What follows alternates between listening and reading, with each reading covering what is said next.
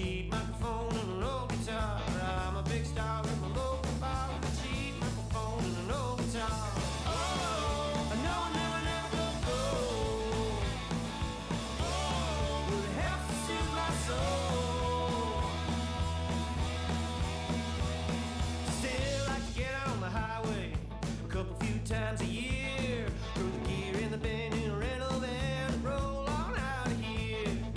Never stop dreaming about the big time, oh, but the small time suits us fine. Never get rich, but it scratches that itch and it pays for the gas and the beer. Got a cheap microphone and an old guitar, a cheap microphone and an old guitar. I'm a big star in my local bar with a cheap microphone and an old guitar. Oh, I know I never go. But it helps to soothe my soul.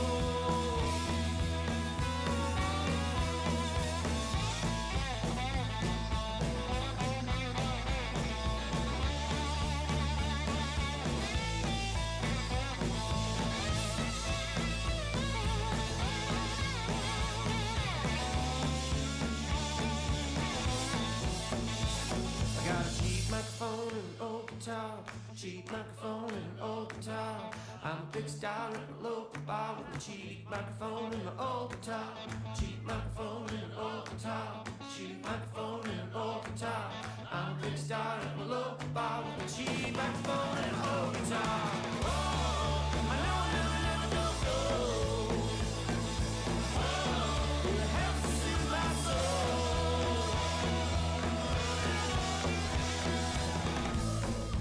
It's Friday, Real Talkers. A happy Friday to you on this March 12th.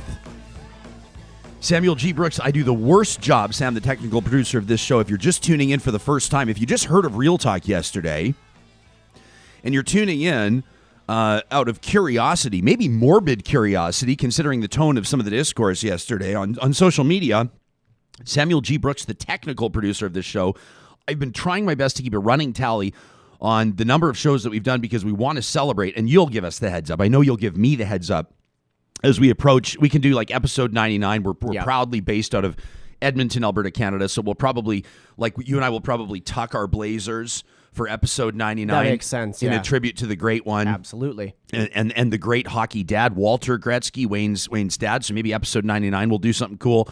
And then episode 100. We're mid-70s now. I kind of like how in Edmonton, 99 is sometimes almost a bigger milestone than 100. You know what I mean? Yeah. 100%. Or should I say 99? I don't know. Oh, there you go. We've got a great show in store today. You let me know when our first guest is ready to rock and roll. Betcha. We've got two coming up in the first half hour. What our two guests have in common in the first half hour, they probably have lots in common. You know, they're both university professors. They're both, established and respected in their fields. They both teach at universities in Alberta. Dr. Melanee Thomas at the University of Calgary, Dr. Lise Gotell at the University of Alberta. But what's especially interesting in the context of their appearances here on Real Talk is that yesterday morning, both of them criticized a panel that we had talking about bias on university campuses. Does it exist against conservatives? And it was actually a great conversation and a great panel, and I'm really glad that we had it. But both of our guests coming up described it, I would argue, as a matter of fact, almost dismissed it as a mantle. And I talked about that yesterday. As a matter of fact, I ran my mouth for a few minutes, and it seemed to resonate with a few people. We have, 200 plus emails that I've received, messages. My phone was blowing up yesterday, text messages. Some of you just think I'm an absolute jerk, and some of you think that I absolutely nailed it. And I'm going to read some of your comments today. I wanted to give Professor Thomas and Professor Gotell the floor, and wanted to say, listen, here on Real Talk, we're obviously not afraid of tough conversations. In fact, that's why we always wind up in the mix, getting our knuckles all scuffed up and our knees dirty is because we're fighting it out. We're sinking our teeth into issues that people care about. We're asking unpopular questions, and we hit things head on. And that's why you subscribe to this show, and that's why you show up every single morning at 8:30. That's kind of the whole point, right? So yesterday we're getting into this, and some folks are arguing that there needed to be a woman on the panel yesterday. You're probably familiar with all this. We talked about it yesterday. I want to make sure I provide some context. And I sort of thought, well, I mean, we have women on the show all the time. We make a very conscious effort to ensure that there's equitable representation. And I felt a little tacky yesterday pointing out that, like, last Friday we had an all-woman panel. Like, we've obviously on International Women's Day, I don't expect to be patted on the back for having a whole great lineup of smart women. But, Tuesday we've done it. We've had we've had a whole bunch. I don't need to sit and go into it. I mean, the nice thing about us doing, a visual live show every day live on YouTube is you can go back. You can subscribe to the Real Talk channel, to the Ryan Jesperson channel, and you can just look. I mean, just look at the shows if you want. You can do your own research. Somebody wrote in the other day and sort of started breaking it down for us. They said, this is how we've analyzed your show on how many conservatives you've talked to, how many progressives, how many men, how many women. I thought it was kind of interesting. I don't know if it's real. We haven't vetted it. Maybe I'll put it in front of our team at Y Station, our partners, our official research and strategy partners. It might be interesting data to know. Because to this point, everything that we monitor is essentially anecdotal. I don't have a running tally. I don't have a list of how many Indigenous people have been on the panel. I don't have a list of how many people with disabilities have been on the panel. I haven't necessarily kept track of it. It's kind of an awareness more than anything. But go ahead. Well, I was going to say is, like, I think keeping a list is kind of counterproductive. Like, that's tokenizing people. Well, and it feels a little bit gross. Yeah. So, like, we shouldn't have a list. That's not the point. Yeah. Bang on. But we're aware of it. Of course. Let me give you an example. I mean, here's another tacky example. And I'm just waiting until, is Dr. Thomas ready to go? Dr. Thomas is on. We're still waiting for Dr. Gotell. Okay, so that's fine. I'm talking to them separately. Oh, so okay, cool. So it doesn't matter. Yeah, As a matter of fact, and I'm not even going to talk about this. Who cares? It's anecdotal. I was waiting until Melanie's ready to rock. So let's go. Sounds good. All right. This show is presented, of course, every single day by the team at Bitcoin Well. You know that, our title and presenting sponsor.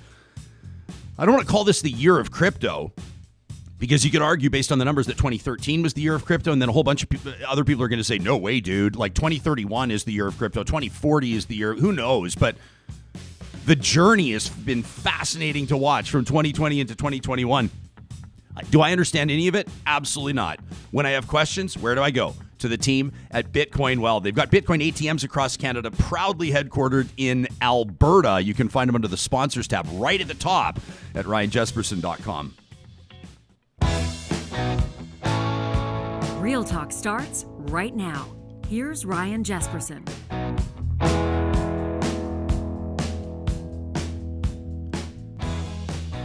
Dr. Melanee Thomas, professor of political science at the University of Calgary, yesterday tweeting, after I had my say at the start of the show, she says, I appreciate where Jesperson's coming from here, but I also think the reasons why he's grumpy miss the point about why someone like me is grumpy. She went on to say, one of the things that are correct, some folks are afraid to really dig into the idea that universities might be biased against conservatives. Another thing, folks get an idea that public-facing shows, media, that they think of the best voices to address the topic, like we do. She says, another thing that I think is totally fair, the idea that slamming a segment of a show decontextualized, in other words, 1 hour out of a body of work for the guest composition, it's easy for this kind of critique to be lazy and superficial. So I get where Ryan's grump is coming from, but I don't think the reasons why I raised concerns, Melanee says, with this particular question in general are covered by any of that. Well, what does a good talk host do? Reaches out to someone like Dr. Melanee Thomas and says, well, then let's cover what needs to be covered. And I'm very grateful that the professor of political science out of the University of Calgary has agreed to make time for us this morning. Welcome to the show. I think we might have you on mute, Melanee. Just we'll check real quick. We'll get you off mute, and then I want to make sure that you have a chance to have your say. Can we hear you? Sam, Sam's going to work on it. Okay, no worries. So here's what I'm getting at, and I'll fill some time here, but with something meaningful. I understand people saying there needs to be representation, women represented on panels, and like, obviously, yeah, it's why we do all the time, and it's because we care. And then you would also say, but there also needs to be representation of visible minorities, and there needs to be representation of people that lean left, and there needs to be representation of conservatives. You're certainly not going to have a conversation about whether or not there's a bias against conservatives without a conservative in the mix. There needs to be representation from people that look different. There needs to be representation. If we're going to talk about things like education, if you were going to talk about, for example, homeschools without ever talking to a homeschooler, it would be inequitable. You got to have all these conversations. If we're talking about the healthcare system, if we're talking about a sales tax, it's important to hear different perspectives. And so I thought that we had a pretty good mix yesterday. That panel didn't happen to have a woman on it, but it did happen to have people from 3 different backgrounds, 3 different ethnicities, living in 3 different cities, providing 3 different, messages as experienced through there. Sam, I'm hearing her. Or we're all hearing her, I think. Is she ready to go? Melanie's ready to go. So you're going to get different, just hang on one second, Sam. We're going to get different perspectives with guests based on where they're coming from, right? So a journalist is going to provide his perspective, and could I've dug up a female journalist? Maybe, and probably. But Stephen Shu, who happens to be Asian Canadian as well. I mean, it feels so weird and tacky to point these things out. But I was saying to some critics yesterday, they're saying you need to have. I go, okay, so whose perspective would you have swapped out? Whose perspective didn't matter to the conversation yesterday that we were having? Well, you should have had. Well, so maybe we'll follow up, which is exactly what we're doing right now. And I'm grateful that Dr. Melanee Thomas has made time to join us. Professor, thanks and welcome to the show. I'm glad we got over the hump here. Yeah. This is what happens when I try to use my fancy teaching microphone. Well, it's good for radio, and then it doesn't work when I'm actually on something. Well, let me say, it sounds fabulous. So it's working great. But listen, Doctor, I essentially, honestly, I like dialogue, but I kind of want to yield the floor. I want to give you an opportunity to talk about why, you and I were both riled up yesterday. No hard feelings. But what was it that was sort of, as we say in Alberta sometimes, or maybe as they said a long time ago, what was the burr under your saddle coming from? So mine comes from working inside a university, to be honest. And so for me, the reason why I objected to the content of a panel about bias against anyone, to be frank, on a university campus being all men, is that I am acutely aware of the fact that I don't think most of the men that I work with actually understand the systemic biases that make it more difficult for me or anybody else from an equity-seeking group to do the same job that we're all hired to do. And where my anger comes from, and I'll just be honest and say that it really does make me angry, is that that was one example of several that just happened to happen that particular week. And so for me, what this comes down to is I don't necessarily expect everybody from outside institutions like universities, and I think other big public institutions hold the same way. Like I think people outside of something like, for example, AHS don't understand some of the nuances of being inside of AHS, but I think inside of higher education and universities in particular, the way that anybody who's like, the places are designed to promote and support a very particular kind of cis heterosexual white guy. And it is abundantly apparent in how somebody like me or any of my colleagues who aren't white or any of my colleagues who are queer, it's really clear with our Indigenous colleagues that the places are systemically biased. And I think one of the things that I find frustrating is that, like, a couple of things I find frustrating, like the obliviousness to which I have several colleagues, like the obliviousness of like the institution to this, including the individuals who happen to be in the institution, routinely gets my goat. But the other thing that I find really like angering about the question itself is that the idea of focusing the bias on conservatives in particular is deliberately designed to question the presence of women or Black folks or Indigenous folks or any kind of racialized studies that doesn't focus on white people or anything that actually expands the idea of sexuality precisely because of a concept called status threat. And when we look at how status threat gets mobilized in politicized contexts, and I would argue the moment you start talking about conservatives on campus, you're talking about a politicized context. What it is it's about preserving status quo and power hierarchies. And so every time I hear it's so hard to be a conservative on campus, part of me is like, I don't know, I can check the sunshine lists and see who's making the most money. And it's not somebody who looks like me. It's not somebody somebody who's not my Indigenous colleagues, right? Like, so if we're going to be talking about like how hard it is to be someone on campus, like I want to have a really like wide-ranging conversation about that. And I feel like focusing just on one particular part of the ideological spectrum, particularly the part that just gets really mad at us when we say, hey, maybe you should actually read the scholarship that we produce in a peer-reviewed kind of way, because it is relevant to some of the stuff that you want to say, and it actually like empirically debunks a bunch of the reasons why you think that this is a problem, things along those lines.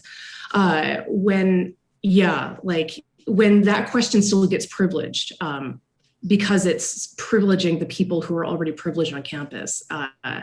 And then I see a panel where like, I'm pretty confident that, no disrespect to my colleagues, but I'm pretty confident that they don't, like some of the stuff you don't know it until you actually have to consistently go through it, right? Like, I don't know how many of my own departmental colleagues know how many times I have to take my office door off the website because I've gotten some kind of threat because someone, almost uniformly a conservative man, takes objection to my presence simply by having the job, right? Here's a really interesting story that exemplifies this. I had a student or somebody who wanted to be a potential student who I had said no to because they were asking me to supervise a project that I didn't think particularly interesting, nor did it objectively did not fit in some of my expertise. So I said, sorry, I wouldn't be the best person for you. You'll have to go find somebody else. And so this individual got very angry and threatened violence. And so at the time, it was like a kind of indeterminate kind of thing. And so I went to my office colleagues and it said, hey, this happened. Over the next couple of weeks, can you just be particularly just vigilant about if you hear anything that might seem even a little bit aggressive or a little bit atypical or something along those lines, because we all work with our doors open. I was just like, could you just pop your head in and see if there's something going on, just because this has happened. All of my office neighbors at that time were men. Two were 100% didn't know this was happening, would be really glad to do that. The third actually laughed at me and said, oh, the feminist needs the men to come rescue her, eh? So when I see a manel about how hard it is to be a conservative on campus, and I think uniformly we're talking about conservative men, to be honest. I'll just name it. And it's part of it is because I happen to be in the political science department at the University of Calgary. I know our reputation. I know the Calgary School. I know that's the image that people have in mind. Your faculty, as I described it yesterday, has been the petri dish of Canadian conservatism for about 30 years. Except that it hasn't been that for quite some time, right? And so I think a lot of the blowback that I get is because people anticipate that because of where I happen to work, that will structure how I think, as opposed to my training, my own approach to scholarship, things along those lines. But what really gets me about this is that part of this is, I think, a larger polarized political project about attacking places where there actually is a lot of work that's gone in to put space for, to make space to study things seriously, like gender and race and sexual orientation and disabilities and what that all means. I think part of that is a really clear political project, and phrasing the question about conservative bias on campus plays right into that, because that's the idea is that, it plays right into that polarization project. The other thing is that through these experiences and through looking, even just doing work with respect to equity or diversity or inclusion on campus, it's really clear that these are old institutions that are not designed to get rid of some of these bigger power barriers. And I think that it's hard for people to see the university as something other than a meritocracy when they haven't run into one of those headlong, or if they've been promoted on a glass escalator, right? The expectations in terms of administrative service for anybody who isn't a white guy, I feel like I'm picking on white guys, but this is the thing. Women do way more service than do men.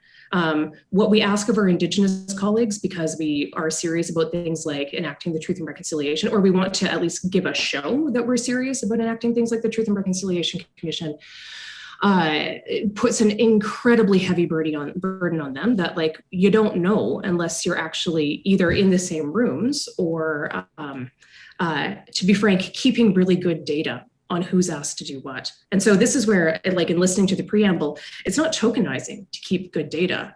You can't understand trends without keeping really good, really disaggregated data. I'm just saying, Melanee, that if I bring in Dr. Jared Wesley, who's a renowned and intelligent and very impressive professional, and I tick the box for biracial because Dr. Wesley came out, or Stephen Zhu comes on yesterday because he's an investigative journalist that's been published across the country and has done great work on Canadian campuses for a number of years. He's one of the renowned investigative journalists in that field. And I tick off the box that I had an Asian on the show.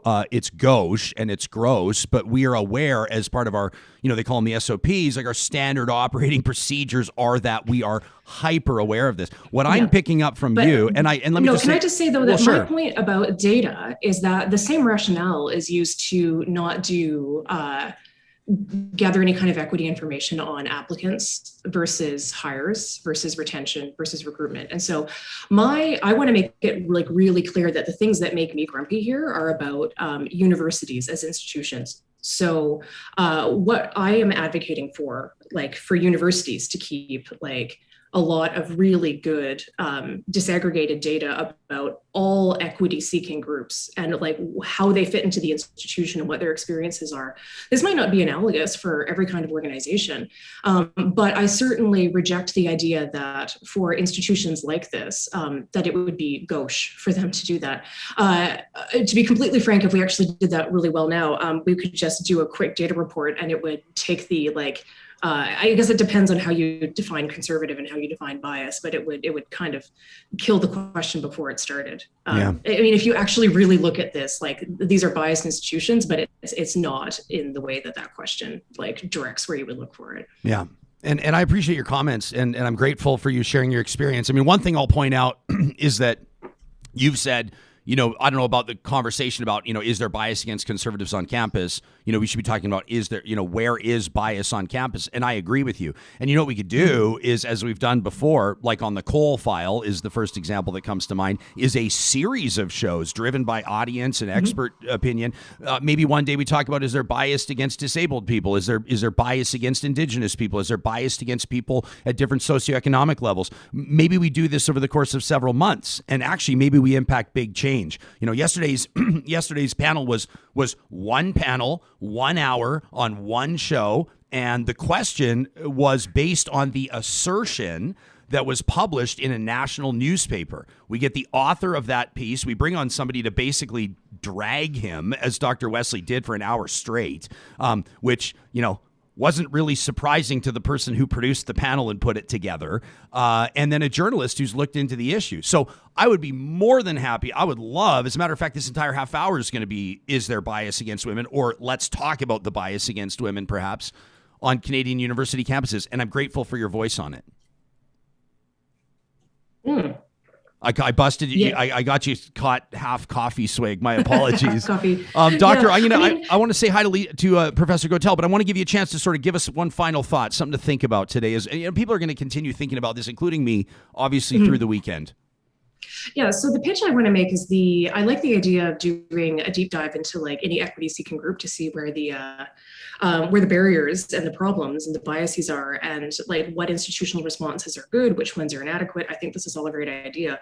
The other thing that's really clear from the peer-reviewed scholarship on this, though, is that these identities multiply and they lead to different experiences depending on what holds for various groups. And so one of the things I'll say as a white woman is that this is the equity seeking group that is most readily accommodated on campus. And yet I can still point to instances where there's no support or no understanding for the kinds of challenges that I encounter when I'm doing, and I'm really explicitly focusing on like peer-reviewed research or even teaching. Like we know teaching evaluations are really sexist and really racist, and yet so getting our employers to acknowledge it is one thing. Getting them to like not make us do them anymore is quite another. And like there's real reluctance. Like, so can you imagine any other context where you can be like, that thing, super sexist, super racist, this is about all it captures, but we're still going to use it to evaluate how you do your job, right? Like, so in this context, for me, as like white women are the the best represented, underrepresented group on, say, Canadian university campuses. And if like this is the depth of the problem that I see, Sure. It suggests that what it is for like other groups, folks who aren't white, folks who are queer, Indigenous folks, anybody who's got an invisible disability, like that, it suggests that the problem is acute. And I think I would be here for a big public spotlight and a lot of public accountability for what institutions could be doing, but aren't on these issues. And I think that's a much more productive conversation. Doctor, I'm really very appreciative of your time here today and your perspective. And obviously, we know we'll talk to you again on the show sometime soon. Have a great weekend, and thanks again.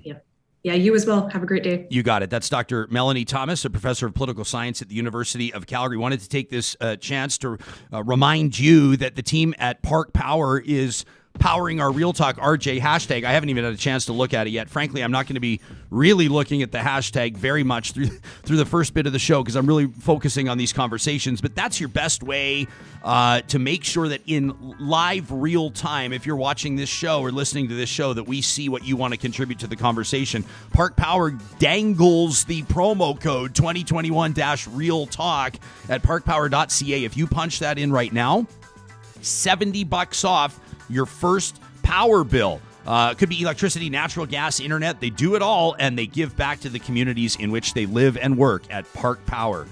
I've known our next guest for many years. I've spoken with her for many years. Yesterday, I was a little annoyed with her, and she was a little annoyed with me. And I'm very grateful that she's made time to join us here on the show. She's a professor of gender and women's studies at the University of Alberta, Dr. Lise Gotell. Appreciate you being here, Doctor. Welcome.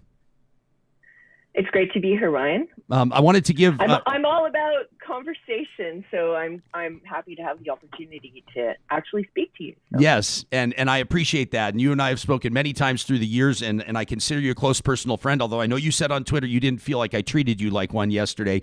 I took it, to be honest, like a punch to the gut when a couple of pretty high-profile professors, yourself included, dismissed this is my feeling, my impression, our panel yesterday before it even happened as a manel.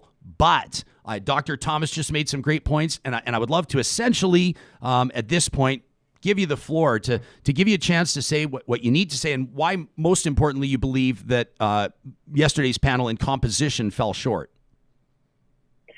Right. Well, thanks. And again, happy to have the opportunity. And yes, I've been on your old show a number of times. I always said yes whenever you invited me, and believe I contributed to a lot of interesting discussions on your show.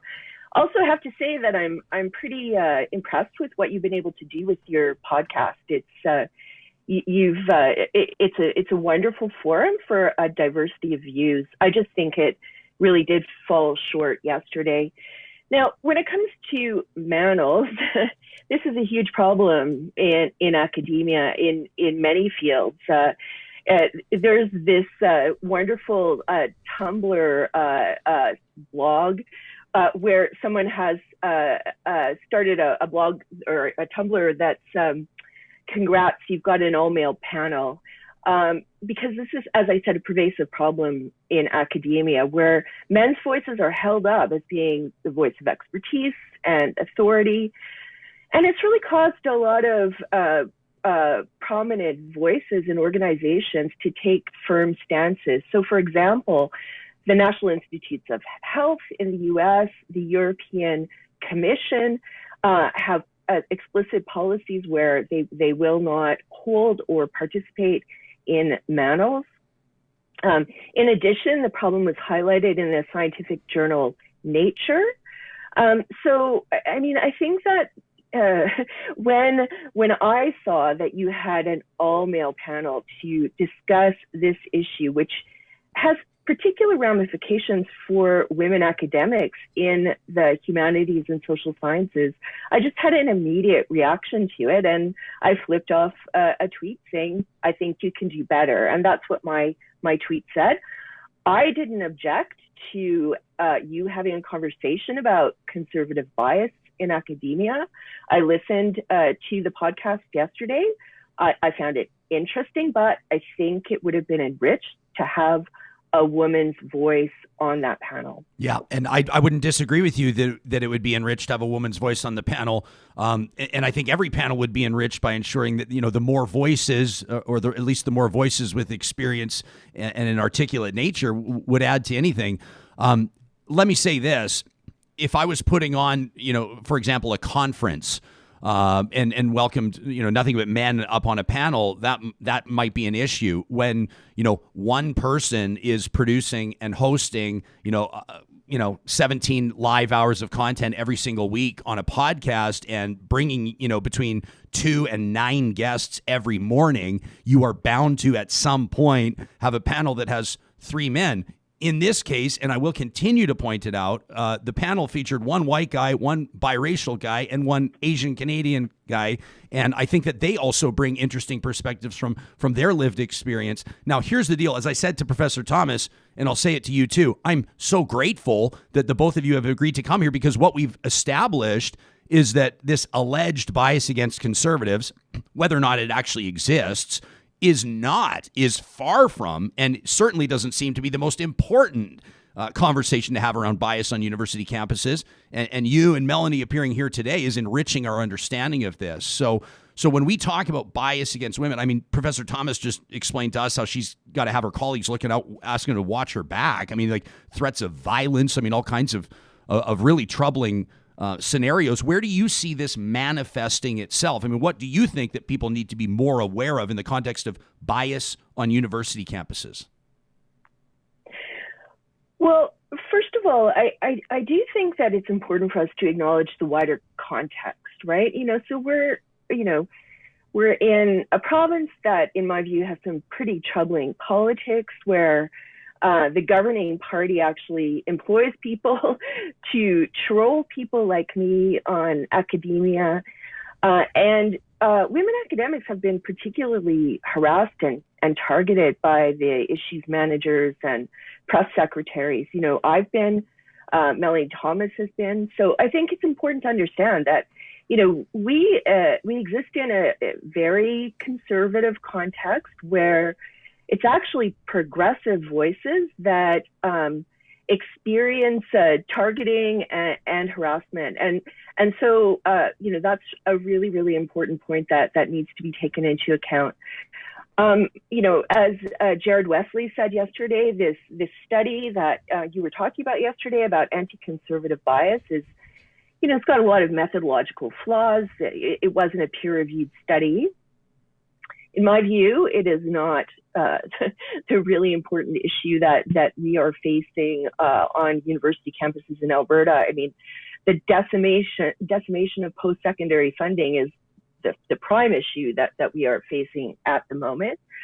But, I share experiences like Melanie's. I, several years ago, was involved in this wonderful campaign called Don't Be That Guy. It was we produced this really great award-winning social marketing campaign against sexual assault. It was a collaboration between Edmonton Police Services, the Red Cross, the Sexual Assault Center of Edmonton, my department. And men's rights activists in the city distorted one of the ads to say just because you regret a one-night stand doesn't mean it's rape. Right. And this poster implied that false reporting was a huge problem. So I did a lot of media to respond to that.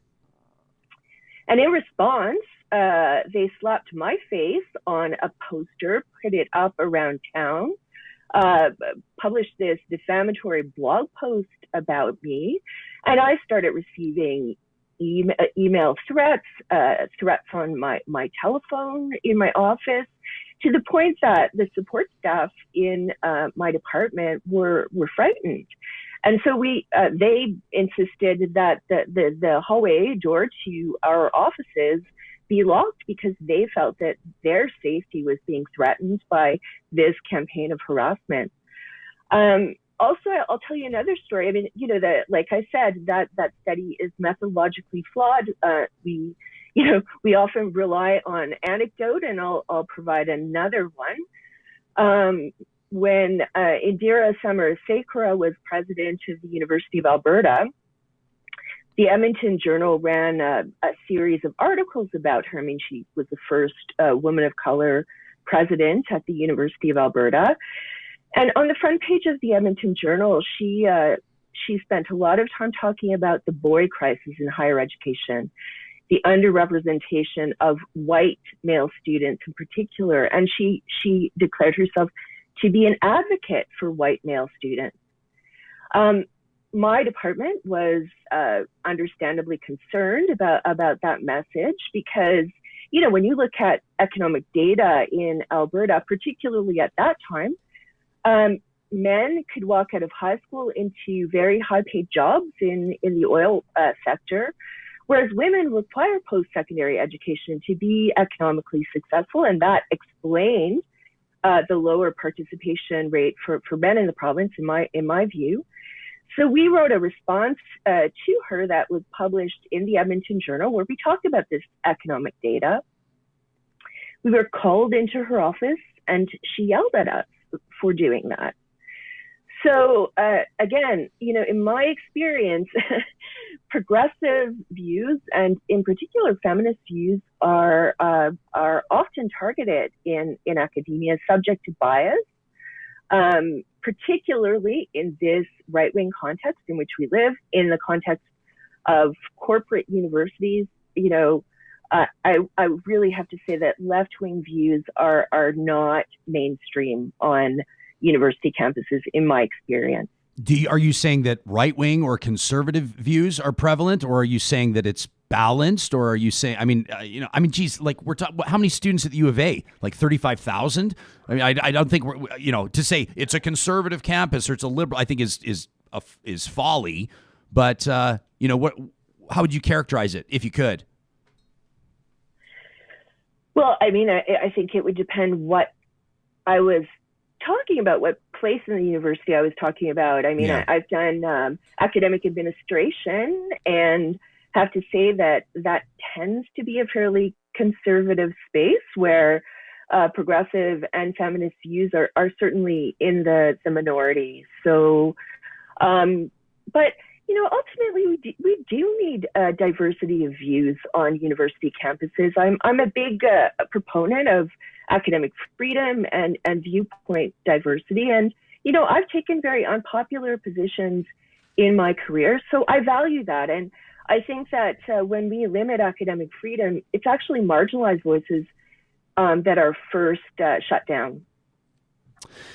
Dr. Gotell, one thing that I wanted to touch on, and certainly you and I will have future conversations, and I'd love to have you back on the show. And I think like we're uncovering, well, it's not uncovered. I mean, it's obviously something that you and your colleagues have been very aware of for many years, but, we're essentially paving the way for an entirely different conversation, or a related or subsequent or parallel conversation about violence against women. Let's call it what it is. I mean, let's not say bias. Let's say violence against women. Let's say, bias faced by members of different communities, faith groups, genders, whatever the case may be.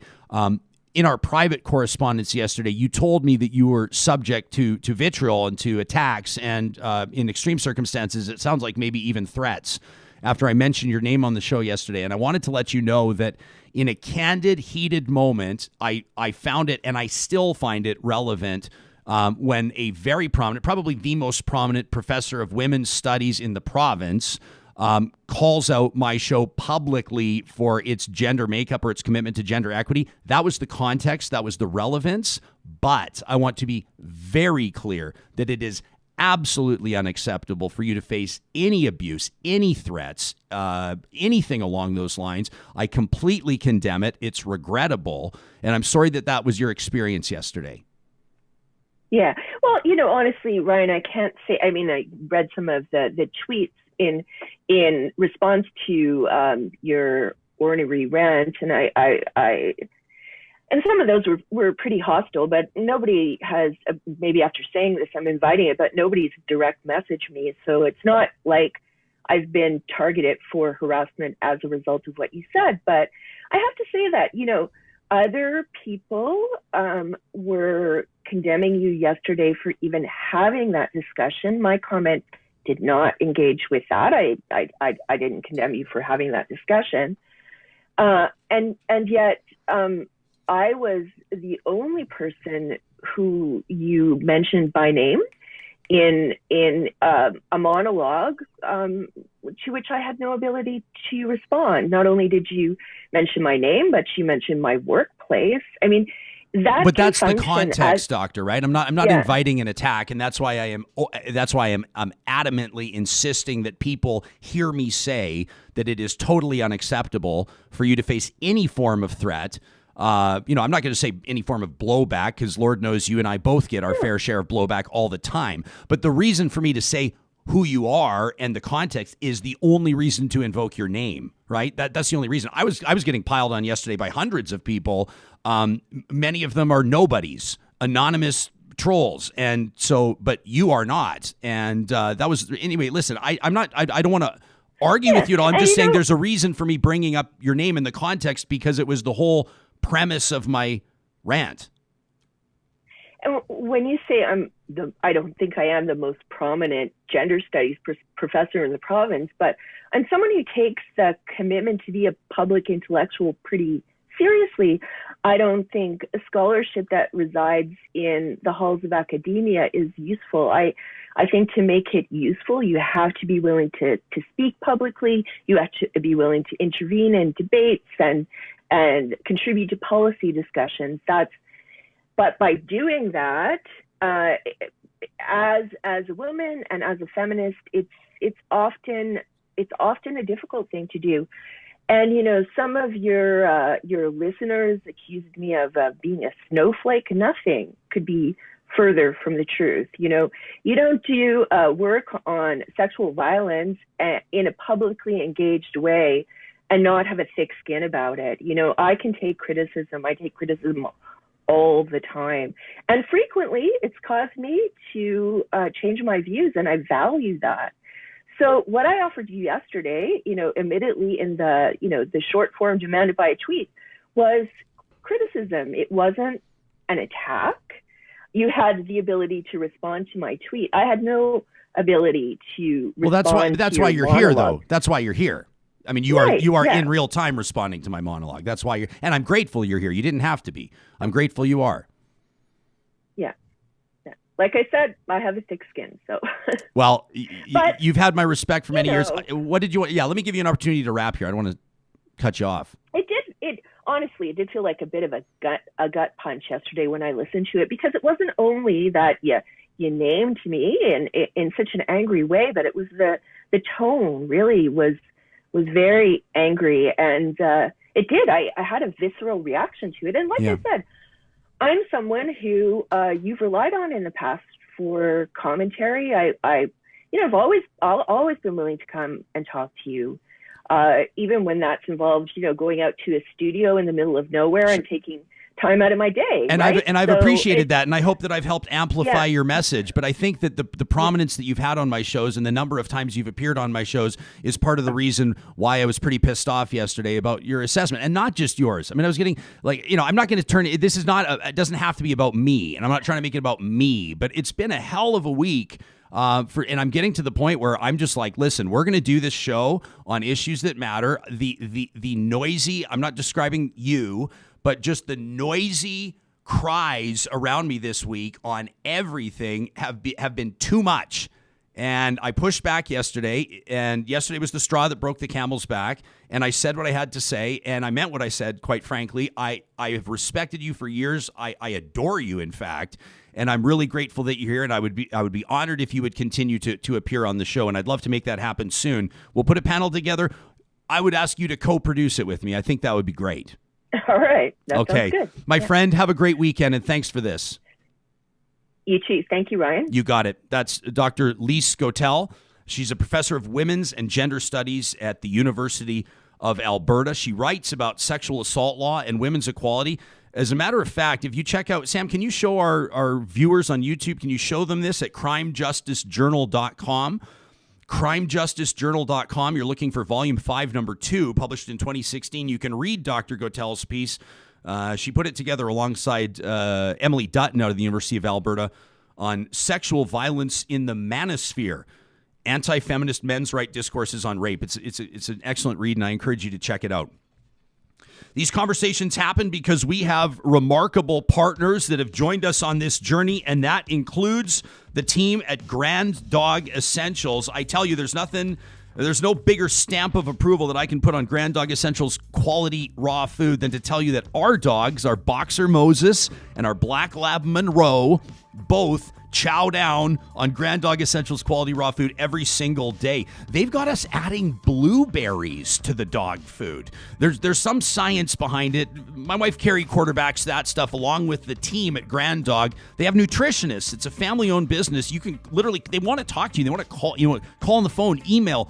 What is your dog experiencing, and what can make your dog feel better? What small steps can you take in feeding your beloved four-legged family member that could improve their time on Earth? You can check out the team at Grand Dog Essentials at granddog.ca. And a reminder, if you use the promo code REALTALK, they'll take 10% off your first order. Oh, yeah, and they deliver right to your door in Calgary, Edmonton, and across central Alberta. Our thanks to the team at Grand Dog Essentials. Also, a big shout out to the team at Kubi Energy. You know what's about to go down here. The team at Kubi Energy is very proud partners with Real Talk, presenting Positive Reflections every Monday, where we get our week started off on the right foot. The photos, the videos, the stories, the anecdotes that have filled your tank that you think might do the same for your fellow audience members. Send them in to talk@ryanjesperson.com. Make sure you note Kubi Energy or Positive Reflections.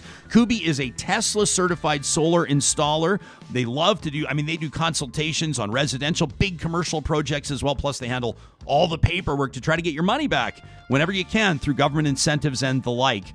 Kubi Energy, proud partners of Real Talk. It's a perfect entry into something I know a lot of you have been waiting for a long time, the greatly anticipated solar panel. And we're going to be talking about all things solar. I want to invite you to send in your questions and your observations using the hashtag RealTalkRJ this morning. Let me get to our experts, and then we'll get the ball rolling. On the far right of your screen is Dr. Sara Hastings-Simon, a macro energy system researcher at the University of Calgary in the Colorado School of Mines. She's also co-host of a podcast you need to subscribe to, the Energy versus Climate podcast. It breaks down the trade-offs and the hard truths of the energy transition in Alberta, Canada, and beyond. Dr. Hastings-Simon, welcome to the show, and thanks for being here. Thanks for having me. Really grateful to have you joining the mix. Jake Kubiski, who, if you're watching us right now, is right next to me on the screen. He's the founder and CEO of Kubi Renewable Energy. As you just heard, it's an Alberta-based startup focusing on... Okay, here's the deal, Jake. You say you're focused on solar PV. Dude, I don't even know what PV is. So I'm glad that we have this panel coming up here. Battery storage, electric vehicle infrastructure for residential, commercial, institutional applications across Western Canada. Here's where it gets really interesting. Jake, formerly an industrial electrician in the Alberta oil sands. Welcome to the show, my man. Thank you, sir. You bet. Glad to be here. It's good to have you. And rounding out our panel is the executive director of Solar Alberta, Heather MacKenzie. Steers the ship at the not-for-profit society dedicated to public education. What a great morning we're about to have. Education about and promotion of renewable energy and energy efficiency. She's got a master's in international development studies, and she's passionate about advancing climate justice both at home and abroad. Thanks for being here, Heather. It's nice to see you again. Nice to see you too. Thanks for having us. You bet. I want to encourage the three of you to jump in on each other and build on what each other's saying. You don't have to wait for me to ask you a question. Let's just pretend like we're all having coffee together. Jake, I'm going to start very simple. Solar PV. What's PV? Let's go solar 101 right now. For sure. There's really two types of solar out there. There's the solar thermal and solar PV. So we're focusing more on the solar PV aspect, which is photovoltaics, which is electricity generation in the short of it all.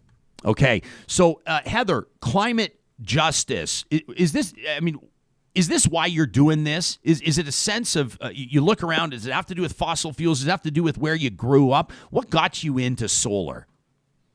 Well, I came to solar a few different ways. I'm, I guess, first and foremost, a humanitarian. So I have a background in international development, as you mentioned, and I've worked a lot supporting AIDS orphans abroad and fundraising and doing a lot of work to raise awareness about international issues. And as I watch the climate crisis unfold, of course, we see that disproportionately lower income people are being affected. Lower income countries are being affected more. We've got climate refugees. We've got climate refugees right here in Alberta. And it's those folks who can afford it the least who are being hit the hardest. So I think that's probably what most attracted me to the renewable sector, and wanting to really make sure we're getting some concrete work done on the ground to make sure we reduce. I realize we can't eliminate the horrors that are unfolding around us. You know, we saw Hurricane Katrina hit some folks pretty hard who could afford it the least in the U.S. And so we can't avoid it completely, but what can we do to reduce the impacts of climate change? And solar is a perfect example of what we can do. Dr. Hastings-Simon, this sounds to me like a perfect opportunity to discuss the premise of your podcast, right? I mean, when we're talking about transition, this is what you take on. Yeah, exactly. So on Energy versus Climate with my co-hosts, Ed Whittingham and David Keith, we're really interested in looking at how our energy systems will evolve in response to climate. And particularly in Alberta, you know, I think we started because we got the sense that sometimes people like to tell these very neat stories and very sort of, simple narratives around how things work or don't work. And so what we do, our show, we talk a lot about, it depends, and here's how on the one hand, and on the other hand, things may unfold. And so it's been really fun. We're kind of coming into our second season and getting some good feedback that people are interested in what we're talking about. Yeah.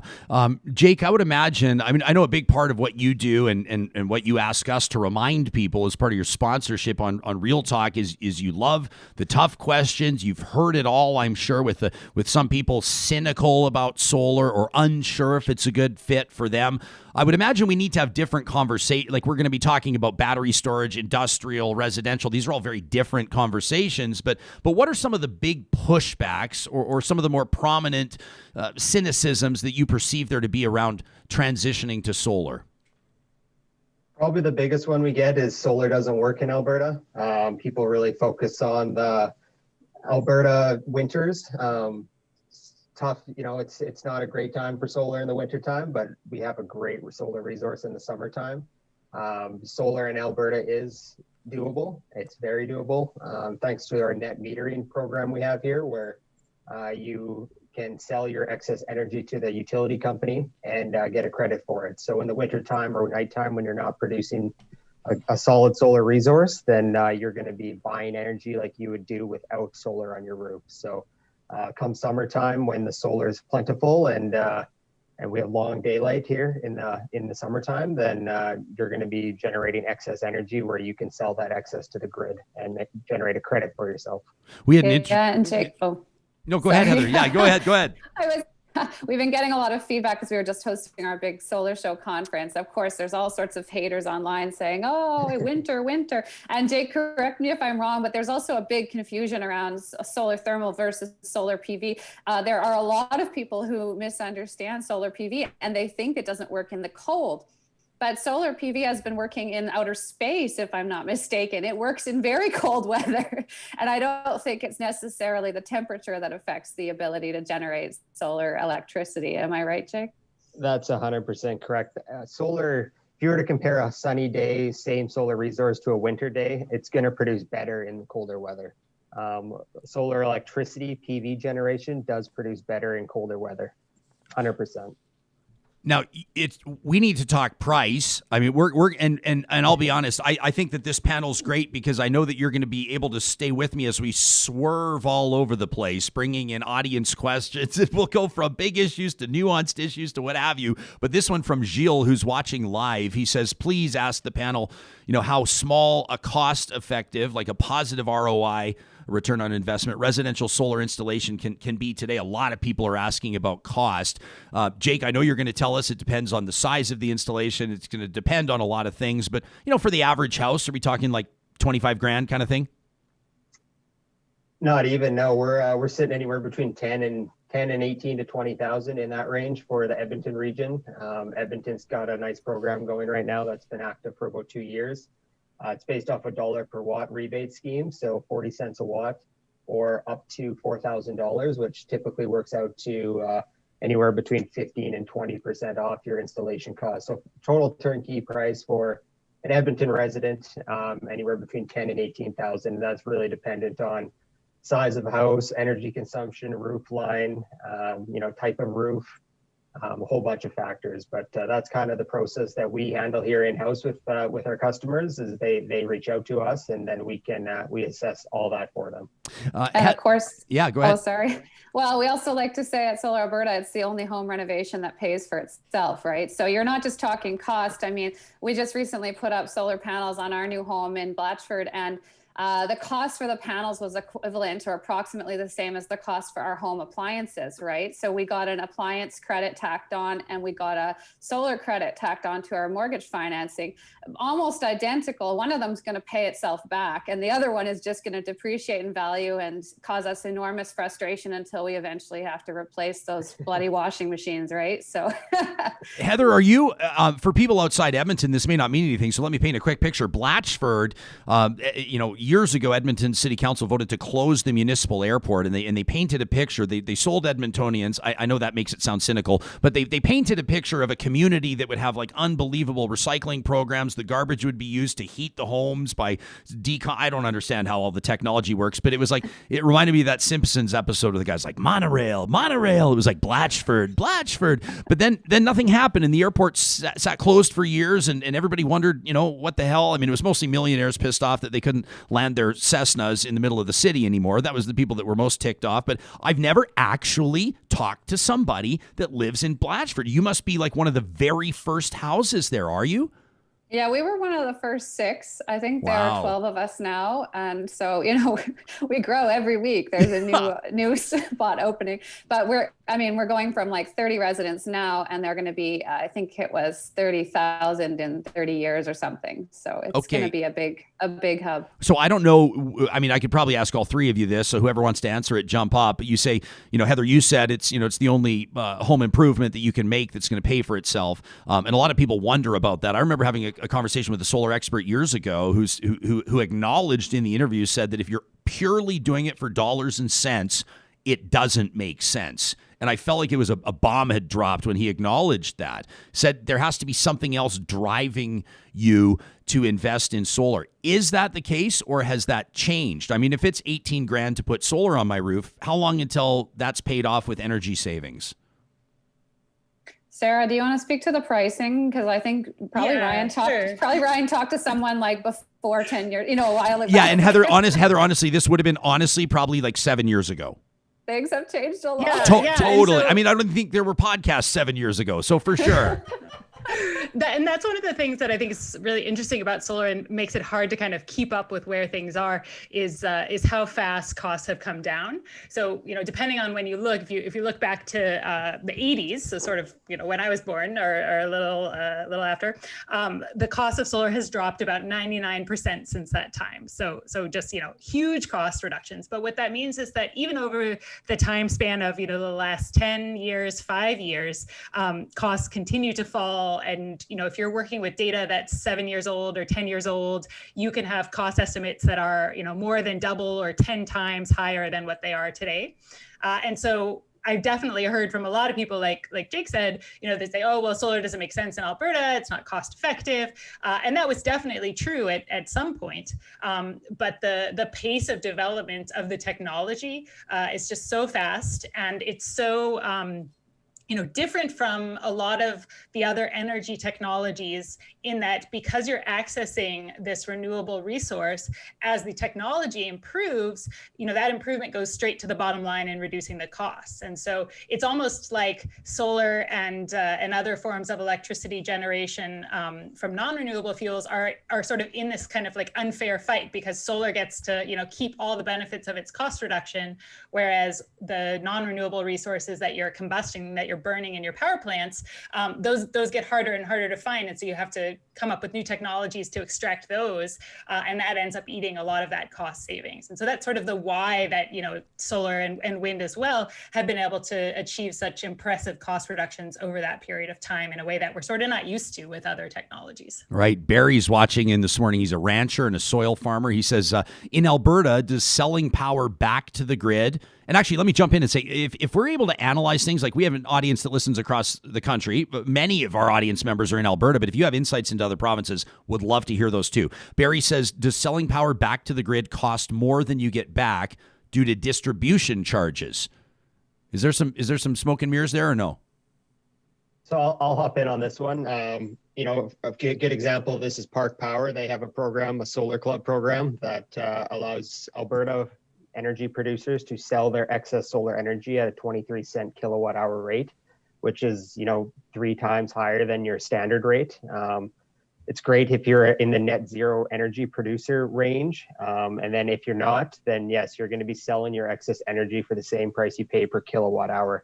How you get billed on your D&T fees is a long story. But in the short of it, it's based off a variable and fixed portion on your D&T fees. So if you can lower your amount of kilowatt hours consumed via solar, you're going to indirectly lower the variable portion of your distribution and transmission fees. So actual number savings, very tough to calculate just based off what plan you're on and where you're at. But in the short of it is, yes, you can have a $0 electricity bill if you have enough solar and your energy consumption's within range of it.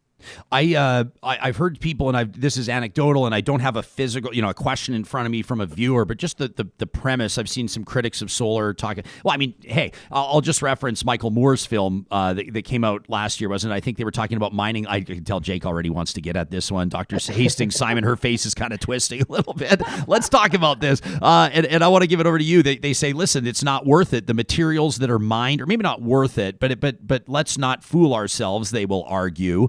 This is equally as destructive to the environment as fracking or coal mining or whatever the case may be, whatever else we do for power, for heat, because of the lithium mining, because of the disruption to the environment, because of the coal. You've got to burn the metallurgical coal to get the steel. You know what I'm talking about. The battery disposal. Environmentally, it's just not worth it.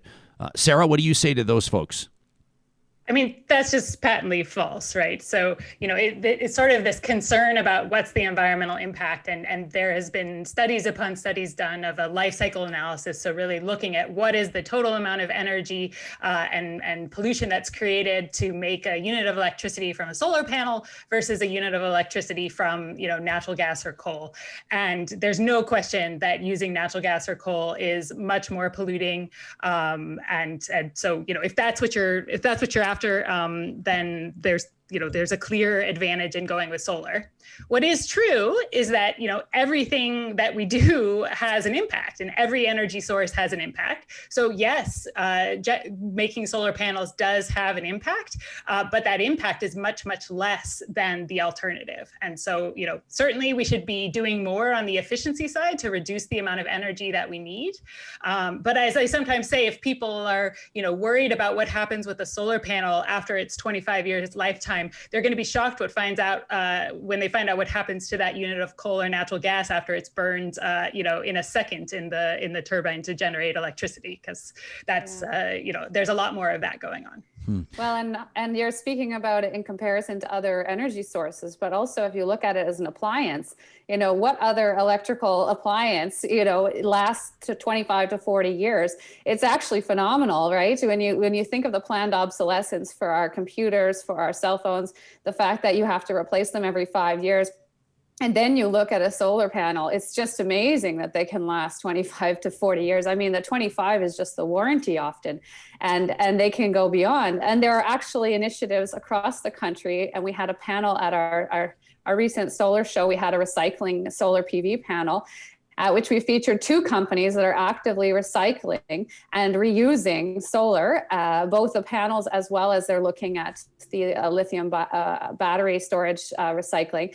And so we have amazing innovation happening on how we can keep solar in the system and not have to perpetually mine and source new materials. We can actually mine and source from what's already existing in many cases. So it's phenomenal to see the innovation happening. Also right here in Alberta, we have a pilot program through ARMA, Alberta's Recycling Management Authority. They are piloting the recycling of solar panels here in Alberta. And so there's some phenomenal innovation happening there. When you look at good corporate sort of social responsibility and environmental responsibility practices, I actually think solar is probably at the top of the list as compared to other energy sources, and also as compared to other electronics. Okay, keep the questions coming, Real Talkers. We've got a whole bunch of them right now. We want to get to as many as we can. Very much enjoying this solar panel early on with our guests. Wanted to break for a moment to remind you that if you're experiencing issues with plumbing, this isn't a medical statement. I'm talking about your house. If you've got problems with your plumbing and you need to make sure your family stays warm and dry, you're going to want to call Todd's Mechanical. They're the plumbers that keep Edmonton warm and dry. They take care of all your plumbing and heating needs. Todd actually has something in common with Jake of Kubi Energy. They both used to work up in the oil sands, but Todd wanted more time with his family. He wanted to be home every night, so he's now running this company and earning rave reviews. Check him out online. You'll see what I mean. Furnace repairs, he does it too, for the best plumber in Edmonton. And write it down. You might not need him today, but when you need him now. You can call Todd's Mechanical at 780-499-7598. The Dairy Queens of Northwest Edmonton and Sherwood Park want to remind you that for $5 weeknights after 8 o'clock for $5, you can mix and match 2 dipped cones or sundaes. The date night doesn't get any cheaper than that. Hit the drive-thru when you're picking it up. Let them know that you're a real talker. They love to hear from you. Or you can use your favorite delivery app for the 6 Dairy Queens of Northwest Edmonton and Sherwood Park. Our solar panel today is Heather MacKenzie of Solar Alberta, Jake Kubiski of Kubi Energy, and Dr. Sara Hastings-Simon, I'm going to say, of the Energy versus Climate podcast, but also the Colorado School of Mines and the University of Calgary. I've got a great question here. It's not a question. It's a picture that Scott is painting, and I'd love for all of you to chime in on it. Jake, I'm going to throw it to you first. Scott, he says, I would love a solar array, some form of battery storage, an electric car. He says, almost total self-sufficiency. That is my dream, says Scott. Now, you can't speak to the electric car. I don't know what his vehicle budget is, but how far away is Scott from living that dream? Is the tech almost all there, or is it here? It's here. It's here right now. So he can definitely do all of that. I know a few EV manufacturers are working on currently bidirectional flow on the EV batteries. So one day you'll be able to charge at your place of business or public station and come home and plug your car in, and your system at your house will be able to pull energy off your car's battery to run your house. For example, like a Tesla Powerwall is a 14 kilowatt hour storage battery, while the car's battery, if equivalent Tesla, would be 85 kilowatt hours. So the amount of battery storage capacity that is in the vehicles is much larger than what you can put in your house on a scaled level. So as soon as we can figure out a way to suck energy out of the car rather than just push it in it, then that dream is going to become a reality for a lot of people. Heather, Sarah, would you agree with the assessment? I mean, is this the type of thing, if somebody says, I'm really making a commitment here for total self-sufficiency, in the far northern region of North America, where, all of the protests, all of the criticisms that solar faces, can they do it? Can they live it now? So I would put a nuanced take on it, which is, yes, you can do all those things and you're going to dramatically reduce the amount of outside electricity you're consuming. It's still going to be much easier to do it connected to the grid and, using that solar as part of a set of grid resources. And that generally applies, this sort of view that we're going to power our entire system with one energy type. That's usually the hardest way to do things. But this desire for energy independence and to be able to, generate your own energy, I think is a really interesting way to think about solar. And it's something where, in the US, for example, solar tends to it's a little bit less political than I feel like it is in Alberta.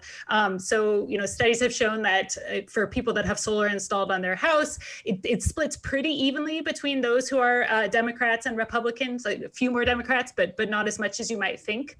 And there have been interesting alliances in the past. My favorite one was the so-called Green Tea Party Alliance in the southern part of the U.S., where you had, the Green Party that wanted to see more solar installed, and the Tea Party that was all about independence and, government staying out of your business. And so solar and being able to generate solar on your own roof or on your own farm or wherever it is really fit in well with that. So, I do think that there's more to solar than just kind of the environmental side of things. I want to talk, Heather. I want to ask you about the transition in training and preparing oil and gas workers, or traditional, if we call them traditional energy workers, into solar. But I think to lay the groundwork for this, Jake, I want to ask you, because you've lived it, you've done it, you are that person. An industrial electrician in oil and gas and the oil sands. Now, steering a solar installation company, renewable energy company. First of all, what do your former colleagues have to say about it? They're pretty stoked, and a lot of them work for me right now. Yeah, right on.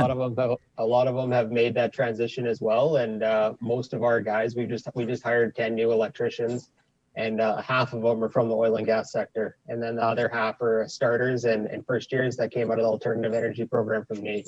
So these are all just new jobs that were created out of really that weren't around 10 years ago. So as the transition does happen, and as it's going on, it's companies like Kubi Energy and other renewable companies that are going to fill the void between where these electricians and other tradespeople are going to end up going. What was your moment? What was your aha moment? Did you get laid off, or did you quit, or what was it? No, I actually quit my job. My aha moment was my now wife and I went to Costa Rica, and we were down there, and they were on 200 days of renewables or something like that in 2015. And I came back, and I was pretty inspired by that. So I looked around to see what was going on in Alberta in regards to this transition taking place, and nothing was happening really at any meaningful scale. So I just figured it was a good time, and I quit my job at Shell I was at currently in Fort Saskatchewan, and here we are today. There you go. Heather, we saw this morning that unemployment, this from StatsCan, these numbers out just today, unemployment is down in Canada, or rather in Alberta, unemployment down to 9.9%, which still isn't great. 10%, I know Sarah's face. I mean, I had the same reaction. I'm like, are we supposed to celebrate that 10% of the workforce is unemployed right now? Now, it's the lowest it's been in a year, but it's still the second highest in Canada. And I would wager a guess that many of those people have worked in oil and gas and have a lot of experience there. So what does that transition look like, Heather, and what resources are there? Well, of course, some of that is oil and gas, but we know Alberta's women's employment is at levels we haven't seen since 1984. So that tells me actually it's mostly women who are being hit by these transitions in the economy due to COVID. So I do think there are a lot of people transitioning from oil and gas, but I also think there are a huge number of unemployed women in Alberta right now. And there need to be training programs that are accessible and ready for a wide variety of folks to transition in. I mean, I talk to mid-career professionals on a regular basis who are looking to transition from the oil sector. They're not necessarily out there doing the installs. They're actually management. And so, there are positions for everyone in the solar industry. I think right now, what people are looking for is a reliable, stable job. They want to get off that roller coaster. We've had election after election where politicians promise they're going to get us off that roller coaster. We're still not off it. So most Albertans are saying, well, forget about that. I'm going to get myself off the roller coaster. And whether that's someone working in oil and gas, or whether that's someone married to someone who is working in oil and gas and is tired of the roller coaster, everybody's looking for a transition. So there's lots of good options right now. Unfortunately, the cuts we're seeing to post-secondary are probably going to hurt some of those options. But we do have programs at NAIT, SAIT, Lakeland. Solar Alberta offers a number of courses, and fortunately, those are not being affected by the government cuts we're seeing. So if you want to have a nice, quick intro, you can come to Solar Alberta for some coursework. I know Iron and Earth, they offer programs specifically for those folks transitioning from oil and gas. Those are quick training programs, I think 5 to 10 days or something I've heard. So if people need a quick transition, there are a few programs for that. If they're looking for a more substantive transition and they want to move into a leadership role, they'll probably need to get a diploma or a degree to make that shift. But U of C, U of A also have programs that would be interesting to a lot of folks, and hopefully we'll be able to remain vital despite these cuts. I think the demand is there. I just hope that we can make it through with the budget cuts we're seeing, because obviously we need to be able to respond to the demand for the transition in our workforce. Yeah, we're spending in all the dumb areas and cutting in all the smart areas. I can see right now that the technical producer of this show, his eyes are I can tell Sam Brooks has a question. I hope you don't mind me putting you on camera. I have a lot of questions. Okay. I'm nerdy about this stuff. Anyways, hey guys, how's it going? I guess my question is a little bit more sort of the idea, if I can kind of put my engineering hat on and be a little bit of a futurist here and say, I've always thought that the way that we made our power grid was very inherently wrong. We have one giant power factory over here and a million businesses and homes and that kind of stuff that need the power from it. And it's like, it's one source and a gajillion consumers. And I'm thinking about a world where every single building has a solar panel on it, and we end up in this scenario where when you're at work during the day, the solar panels on your house are juicing the business across the street, and vice versa, and charging stuff up. So I just want to see if you guys have some commentary of like, how soon are we going to get to a future where we're not building power plants, we're just having this distributed grid where everybody is essentially a producer and a consumer? That's a great Sarah, question. Yeah. So a couple of thoughts on that. One is, if you want to read more about the history of the development of the grid, there's a great book called The Grid by Gretchen Bach, I believe. So that's a fun read if you're into that kind of thing. And you're right that the grid developed really based on the kind of technologies we had at the time. So if you're going to have a power plant that's burning fuel, you're going to want to put it pretty far from where people are living, because you don't want to be living by that smokestack. And exactly this transition now is one that's exactly like what you're describing. So, sometimes when we think about, how does solar or other technologies fit into our grid, there's this temptation to kind of think, well, we're unplugging this one thing here and putting solar in there, and is that really going to work out? But in fact, when we think about building a, very low carbon or eventually zero carbon grid, it's really changing the way that the grid operates overall. And it does become more distributed for some of the generation, but at the same time, it can actually become more interconnected. So you're connecting regions that are far apart from each other, because you might be generating power from solar or wind in one of those places at a time you're not somewhere else. You're also going to be interacting with the use of the electricity much more. So rather than just having kind of the demand come as this fixed thing you can't impact, grid operators are increasingly able to shift demand around. Of course, energy storage across all different timeframes. So, storage, hourly storage, day-long storage, and others.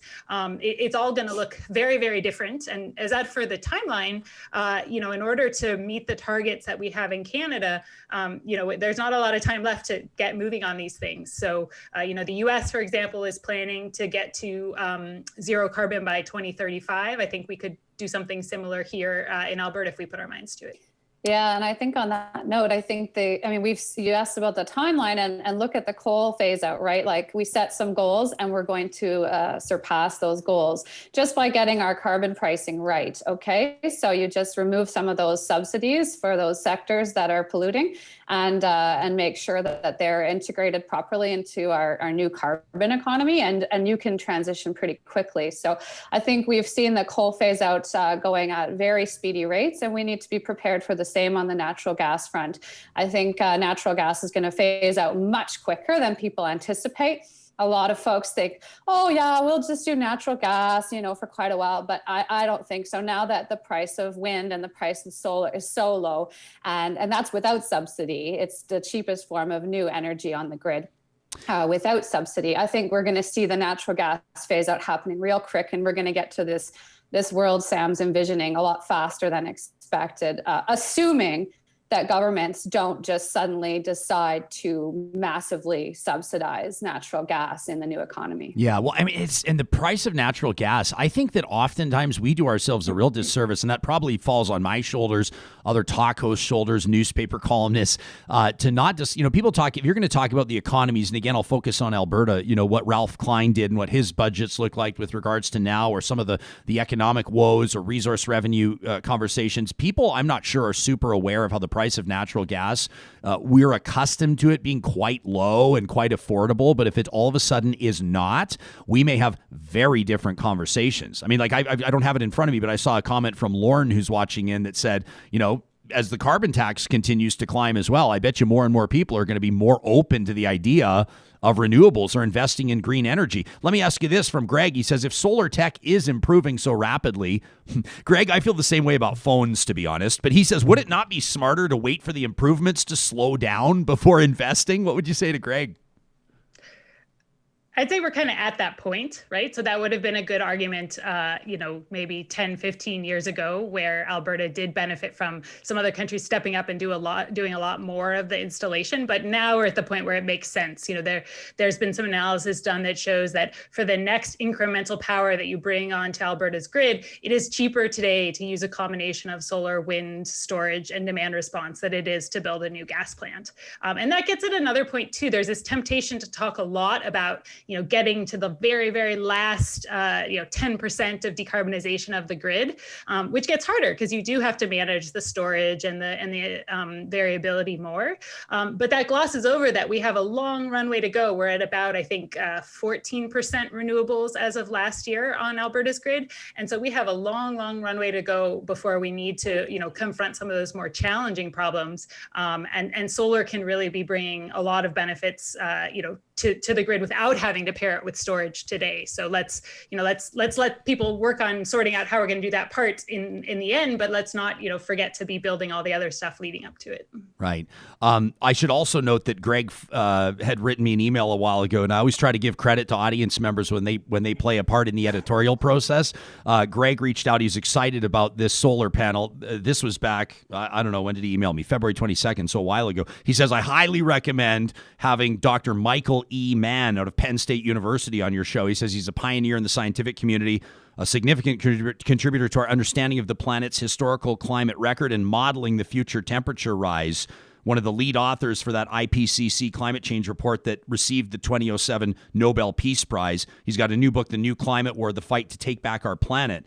I'm excited to let Greg and everybody else know that a week from yesterday, so Thursday, March 16th at 9 a.m., Dr. Michael E. Mann will be joining us from Penn State University here live on Real Talk, so that's going to be great. Jake, I shouldn't say this to a sponsor of the show, but this is hilarious. Jess is watching live on YouTube and says, confession, I thought Kubi Energy was an energy drink, so I never paid attention to the ads. Jess says, suffice to say, I've learned a lot today, which is amazing.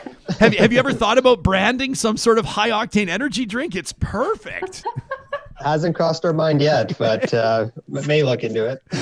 Rose says, there was a home in solar infused. Yeah, that's solar infused. What a great idea. Yeah, put some sunshine in your life. There was a home in Kelowna, says Rose, that had solar panels, but complaints were issued that they didn't improve the overall aesthetic of the neighborhood. Jake, is this something that has become an issue for some of your customers or something you need to be aware of? Sometimes in neighborhoods, there's architectural design limits for what you can put on your house or whatever. We worked through that with some customers in the past. For example, like around golf courses and stuff, they want every house to look the same, use cedar shakes or some sort of siding or whatever. We've had success in the past explaining, that we can what it does and how we can make it look as more aesthetically pleasing by using like a black on black solar panel or a flashing around the perimeter of the array. This is all traditional solar we're talking about as well. There's lots of interesting products on the horizon in regards to solar shingles and things where you won't even know you have solar on your house, building integrated TV and things around like just similar to the Shaw Conference Center or Edmonton Event Center. You don't know there's solar on that building unless you know there's solar on that building, which I think that is the future of solar it's coming at us quick here. Traditional solar is definitely the most cost effective right now. But if you're the type of person that's worried about aesthetics, there is products coming out that can satisfy your concern there. Yeah. And I think there's the neat ones. You and I have spoken many times about these, Jake, about like the window glass things and all that. And Sam, you were talking, and actually, Jake, maybe this is an opportunity for us to talk about your work on the Edmonton Convention Center, but bringing the audience up to speed on the vision that you had a while back. This was off air. We were just chewing the fat. What vision was I talking about? We were talking about how you were saying, why doesn't every office tower in every downtown, why isn't it covered? Yeah, well, I think it's like, why isn't every office tower covered? Because I love the convention center for two reasons. One is I think the solar array is cool. I love that you snuck an artwork into that solar array as well. Like that's just that, you took this thing that is just sort of this functional thing you've added to the window, and now there's actually a poem embedded in it, which is such a cool thing to think about. No, I was also thinking, like, again, sort of this futurist idea. We know that like solar windows are starting to become a big deal, and here's a look at the Shaw conference. Look at the guy switching camera shots while he's talking. Look at this guy, Samuel G. Brooks. Just give me a wave from across the room saying, "Hey, show my screen right now." Anyways, but yeah, same thing is like, I know right here at the U of A, there's engineering teams researching window coverings that essentially turn any window into a photovoltaic cell. And I'm just, and they also reduce the amount of heat coming through that window as well. So like, I think we can largely dismiss some of these technologies as being experimental and maybe not ready for prime time, but are we? Like, is this what's coming up very soon? There's buildings currently in Europe, high skyscrapers similar to the Stantec Tower, where the whole south face would be covered in building integrated PV modules. It is a thing. It is happening. Why we're not adopting it in Canada as quick is I'm not too sure on that. Well, and that might start to shift now, right? Because the government of Alberta and the government of Canada just financed a new energy savings for business program through Emissions Reductions Alberta. And people can essentially access companies, businesses, and not-for-profits can now access the rebates. They don't call them rebates because it's the new, it's the new Alberta. We call them incentives. But essentially, you can access solar or energy efficiency rebates now for businesses and not-for-profits through Emissions Reductions Alberta. And I think we're going to see an increased uptake from those who have the power over those buildings downtown.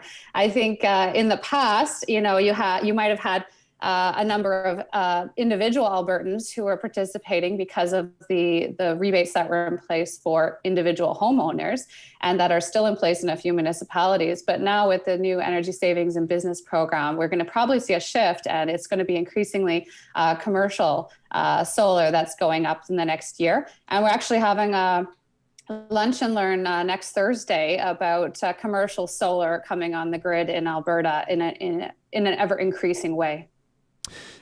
This, I suppose, opens the door for talk about the politics of solar, right? And we're getting comments here. People are saying everything's going to change under President Joe Biden and all these types of things. And if you even analyze what Canadian voters said and what they told pollsters after the 2019 federal election, the Conservatives won the vote count. They didn't win the election. I'm not going to drag us too deep into that conversation, but a lot of Canadians, especially in the GTA, especially in Vancouver, said we would have considered the Conservatives, but we did not perceive them to have a meaningful climate plan. Sarah, you want to go first on this, on the politics of solar and what you expect to see and where you see that trending and what you find to be notable? Yeah, so I mean, I'll go back to the point that in the U.S., solar is really becoming, or is already, I think, apolitical. You have, different people with different political views that see that, solar just makes sense. And so I hope that we will move to that more in Alberta and Canada going forwards. I think one thing that is going to be a big important trend is corporations procuring renewables, including solar, to power their own businesses. And so this is something that has been really big in the US for a number of years. It started with the tech companies like Apple and Google and others, and has since spread to everybody. Budweiser does it, GM and others. And Alberta is a great place for these kind of deals to happen as well too. And it makes a lot of sense. It's a good thing for Alberta because what it means is investment that's coming in to develop these resources. You get payments to the landowners and the municipalities and others.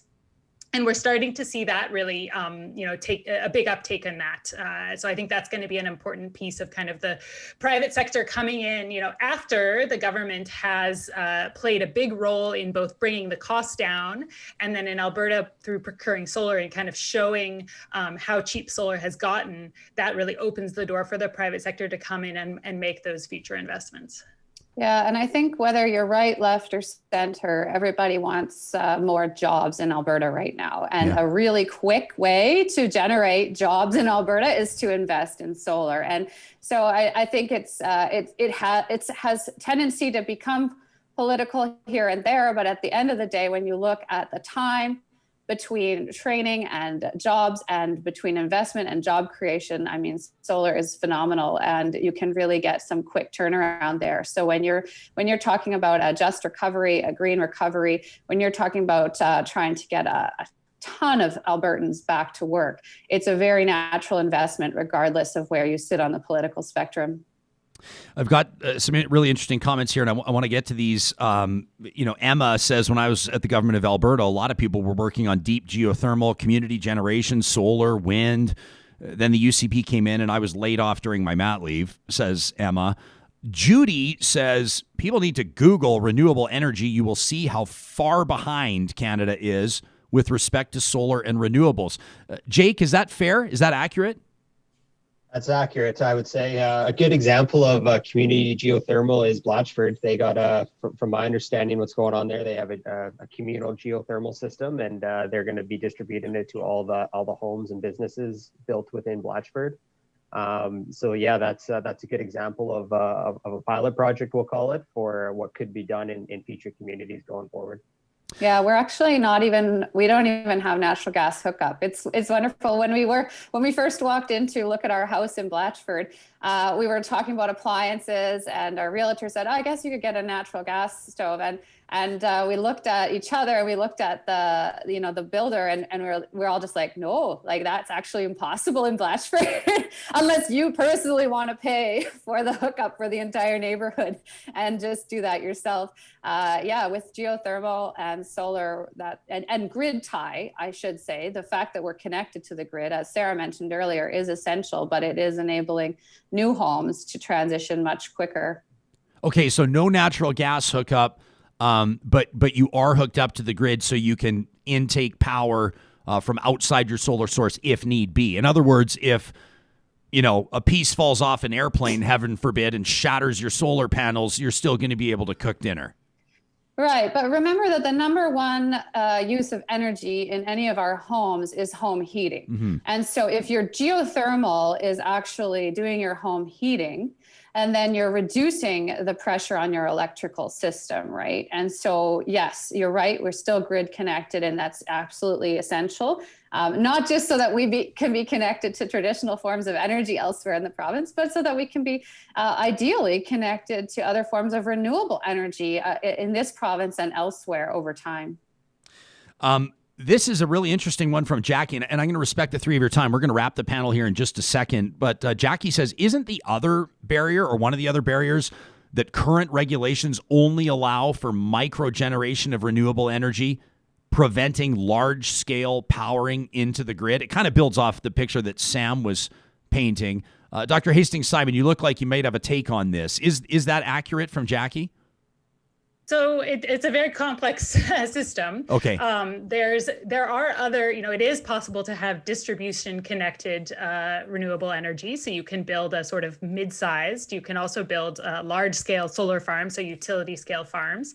The solar on your rooftop in Alberta I think it's fair to say, gets a less good deal than it does in most other jurisdictions, the way that the transmission and distribution fees are addressed. So that is true. One of the other big missing pieces on the sort of smaller scale side is something called virtual net metering. So that's basically helps to support things like community solar, where, if you don't own your home, or your home isn't well suited to have solar on the rooftop because of the way it's facing, or you just want to take advantage of, the slightly lower costs when you have a somewhat bigger system, community solar is a way for a group of people to kind of get together, and you can own a portion of a bigger solar system. And that's harder to do under the rules that we have in Alberta. So there's certainly things that we could do to open that up a bit more. And that would really open up, we were talking about some of those cool technologies like solar on windows. And I think those are, great and really neat for the future. But actually, we have a ton of roof space across Alberta, right? We all know all those big malls and all these other kind of not super tall commercial buildings with huge flat roofs. And so we have no shortage of space to put the solar. And that means that we have a lot of potential to develop more. That's a great point. I mean, I'm like picturing, as soon as you said big malls, I'm not sure if people know, but there's actually a huge one in Edmonton. And You could probably Sounds familiar. You know what somebody told me once? We did this this guy Darren Hagen, who's probably not expecting to hear his name dropped here. He's a comedian and a performer and a very talented entertainer in the city of Edmonton, and he used to do this TV segment called Walk a Mile, and he would go do somebody else's job for the day, and we'd send a camera with him, and it was really interesting. And we sent him one day to change light bulbs with the guy whose full-time job it is to change light bulbs at West Edmonton Mall. And it's amazing, like the number of stores and hallways and bathrooms, and you can imagine, and they're all different bulbs. What about the water park? I mean, imagine changing those light bulbs. Like, I think of, Eddie the Eagle, the ski jumper from Britain in 1988, who they asked him what was it like when you sat up on the 90-meter ski jump, and he says, my butt shriveled up like a prune. That would be Darren Hagen changing light bulbs at the water park. But we learned something very interesting that day, and that was that the guy changing light bulbs divulged that West Edmonton Mall every day uses as much power as the city of Red Deer. Now, I don't know if that's still the case, but that dropped my jaw with perspective. Sarah, imagine if that same square footage could generate enough power to feed the city of Red Deer, right? Yeah, and you're not or even that mall, right? It certainly uses a lot of power, I'm sure, in cooling in the summer, right? That mall is nice and cool when you go walk around. And solar is really great for that, because exactly the time when we need to be cooling our buildings is when solar is producing a lot. So there's a lot of sort of natural match up there. Yeah, and let me say, I don't know if that's actually an accurate statement, but it's what the guy told us. I should put that on the record. I should say you're not even including parking lots here, people. I mean, look, the rooftop at solar, but I think West Edmonton Mall parking lot, or that IKEA parking lot, I keep thinking, when is that going to get done? Because there's some really cool innovation happening around solar, where, you can park your cars under it, or in rural Alberta, park your cows under it, right? So there's some pretty cool stuff happening where you can use solar to protect car dealerships. You can use it to protect the parking lots. I think it's the Science Center in Calgary, if I'm not mistaken, where they're putting up a really cool community generation solar project.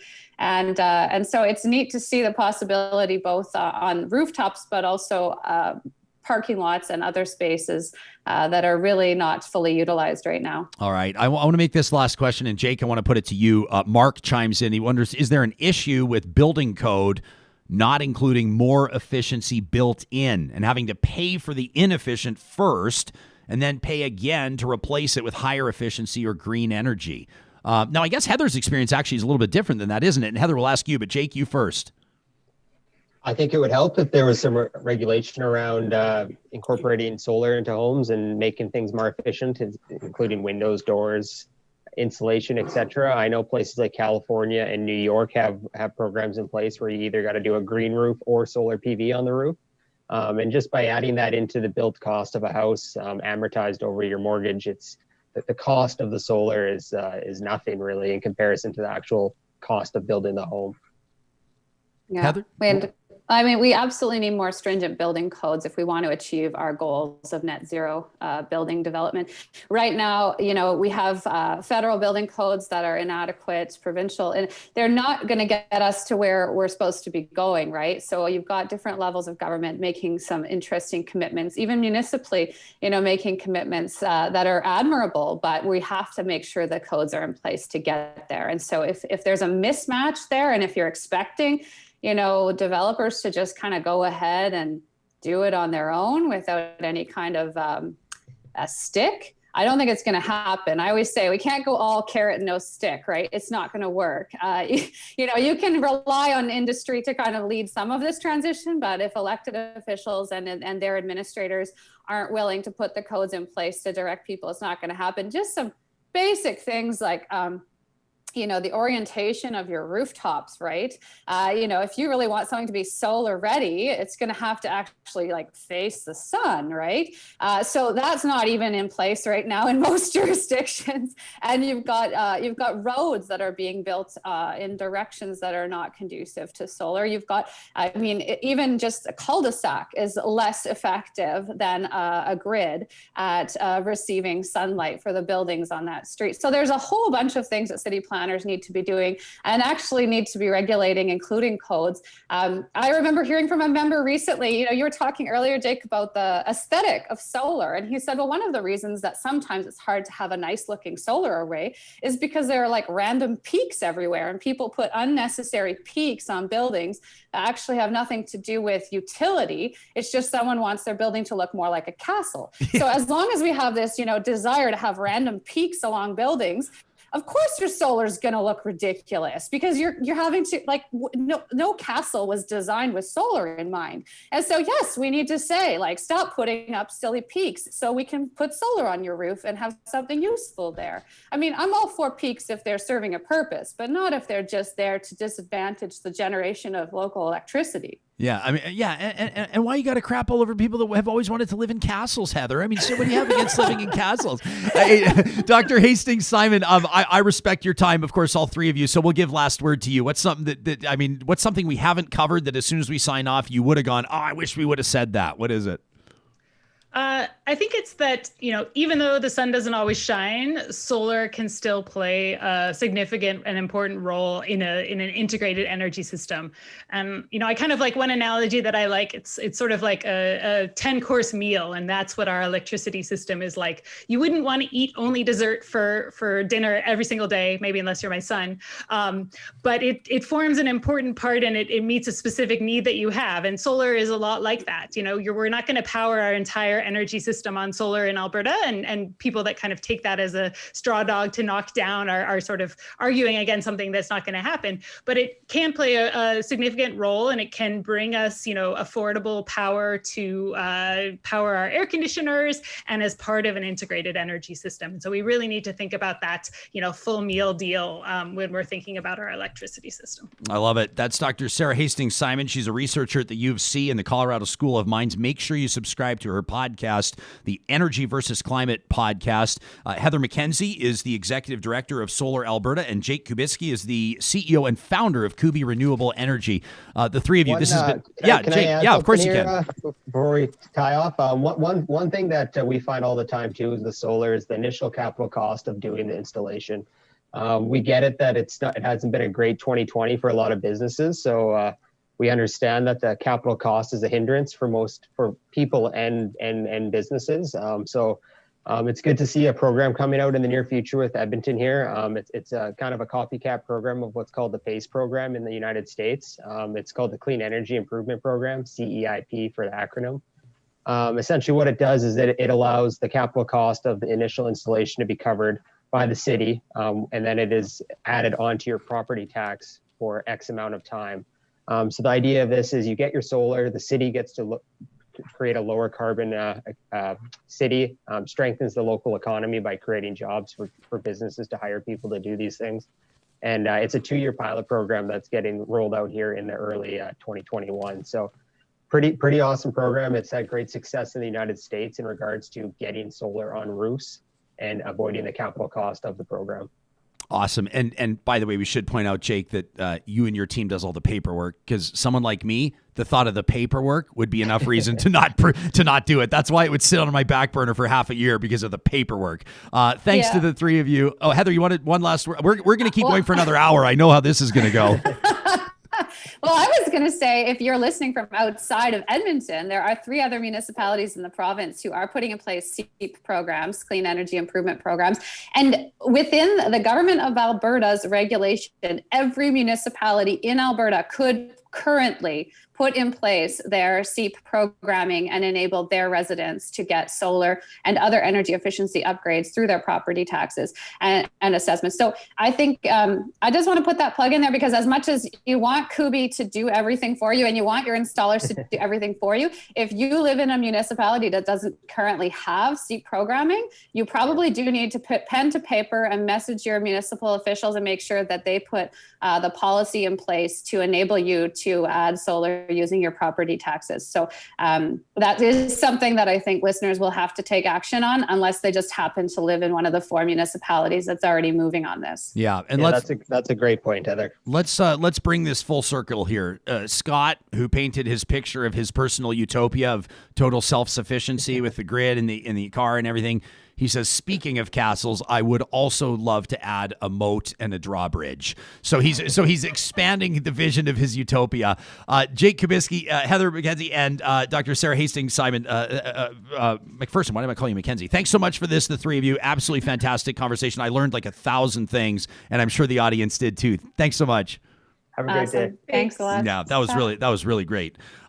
This is a reminder that McBain Camera has been serving Alberta's photography community since 1949 with a number of Alberta locations. They've pulled out all the stops and taken all the steps so you can shop in confidence and shop safely, or you can go to mcbaincamera.com and a live chat with their team.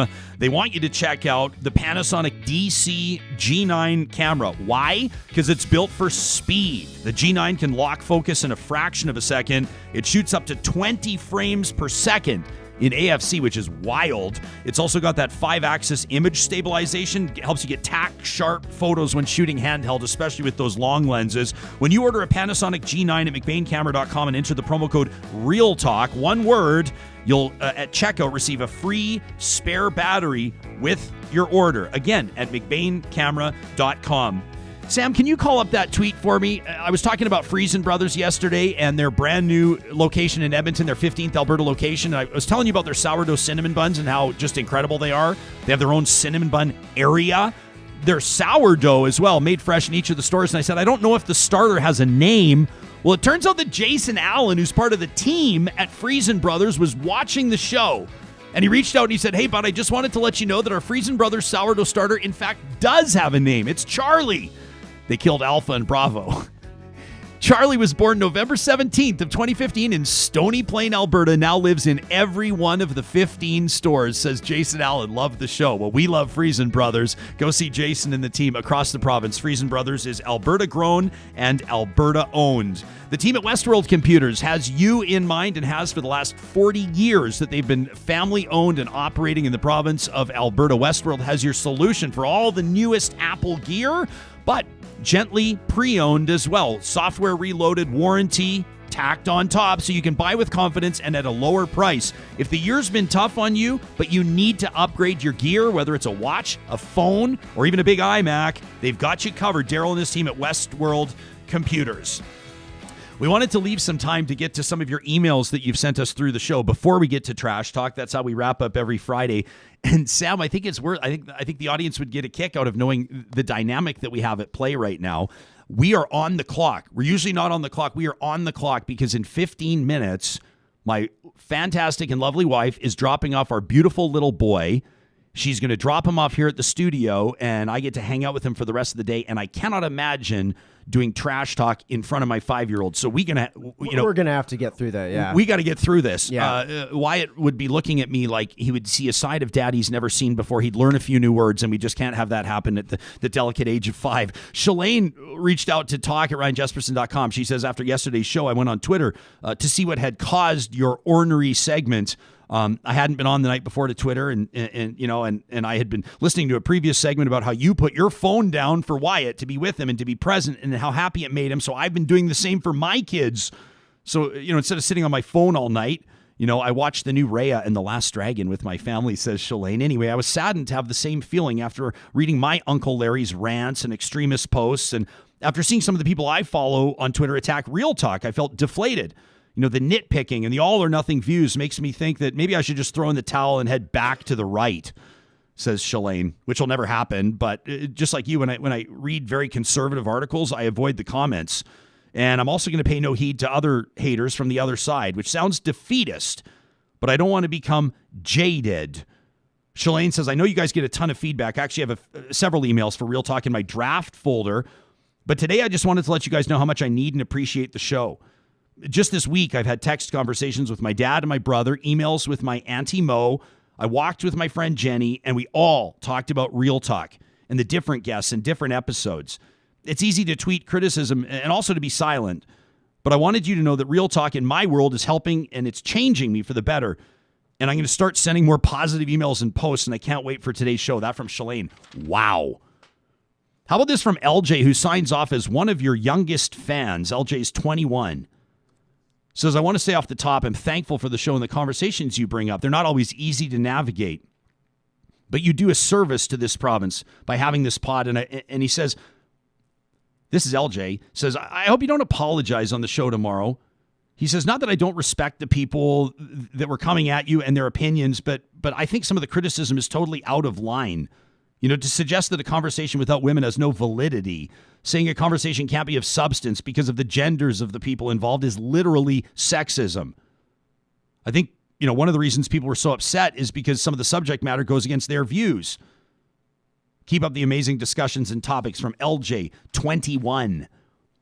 How about this from Alana? It says, thanks for hosting Shannon Phillips the other day about that the Lethbridge police surveillance. I still can't believe the Lethbridge police chief said that only God can judge his officers. I still can't believe it. Alana said, that's me talking, not Alana. Alana says, as one of Shannon Phillips' constituents, I've been watching the story develop with increasing concern and outrage. And one thing that she brought up on Real Talk is that the discourse has grown like a malignant tumor across social media platforms, especially Facebook, it seems. I don't know about that. But Alana says she rightly pointed out that this toxic discourse frames everything in terms of war. And she brought up that these officers allowed their online lives to cloud their judgment and dictate their actions in their jobs in the real world.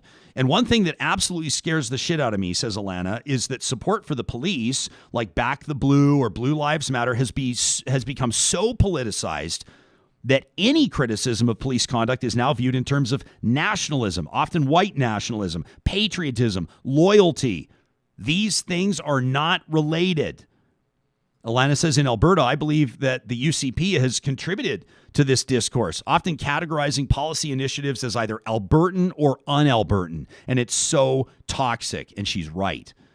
She says, I know they'll never step up and be accountable for their contributions to that toxic discourse, but I wish they would at least step back from it and stop fomenting it. We're seeing some truly dangerous consequences. Alana says, I believe you may have already done a show that discussed the polarization of political discourse, and it may be worth revisiting the topic in the future. Alana, absolutely. We're going to get to more of your comments. We have comments that was it Mr. Dad, I think, that wrote in and talked about childcare. We've got a ton of emails on that. We're going to get to those. Response to we that. did, didn't we? Which was great. It lit a fire under people. We got a lot of responses there, and we're going to be talking about that on Monday. We're going to leave lots of breathing room for your emails on Monday. I wanted to remind you that the team at St. Albert and Sherwood Dodge right now, you're not going to find a better selection of the 2021 Jeep lineup, and that includes the brand new Cherokee Sport 4x4. MSRP on that, just over $40,000, $44,750, but it's on sale right now for $34,990. These are the ones with the 3.2-liter V6, the 9-speed auto, so they got a nice power plant in there, heated leather-wrapped steering wheels, heated front seats, remote starter, and a touch screen with integrated Bluetooth and Apple CarPlay. You won't find a better selection of Jeep in Alberta than you will at Sherwood and St. Albert Dodge. The team at Clean Air Club wants your family to save money and breathe easy. And that's why at cleanairclub.ca, they make it easy for you to sign up to get free, not free, but discounted furnace filters. And they include a free gift. They support local, and you'll see what I mean when they drop it off. You give them the size of the filter, they put you on a schedule, they deliver what you need, and you pay less than you would in the store. You know, I mean, what's the argument against visiting cleanairclub.ca? The team at Eden Landscaping is so geared up for spring. They've got a team ready to get going again on building your dream, making it come true. But first, you got to design it. And they're proud to have both sides of that process covered. They've been doing it for more than 20 years, and you can see their work at landscapeedmonton.ca. So whether you want one of those beautiful, intricate, interlocking stone patios, maybe it's a retaining wall, maybe you want, I don't know, something to reinvent your front yard. Curb appeal is so huge, we know, in adding value into your home. You can invest in your home with the team at Eden Landscaping. And if your curb appeal's covered, your home is sold, and you're ready to move on, you're going to want to take your business to Alta Moving and Storage. They've got these pod-style moving containers that make moving way easier and way less stressful. That moving truck's not out front of the house. All the neighbors are annoyed. You're not ready to go. Plus, you haven't had a chance to really say goodbye to the place where you brought your baby girl home, and now you're leaving. With the pod-style moving container, you can leave at your own pace. Move without the stress with Alta Moving and Storage. You can check out altastorage.ca. And then there's the team at Local Waste. The team at Local Waste I love what Sam's face does when I talk about local waste on a Friday.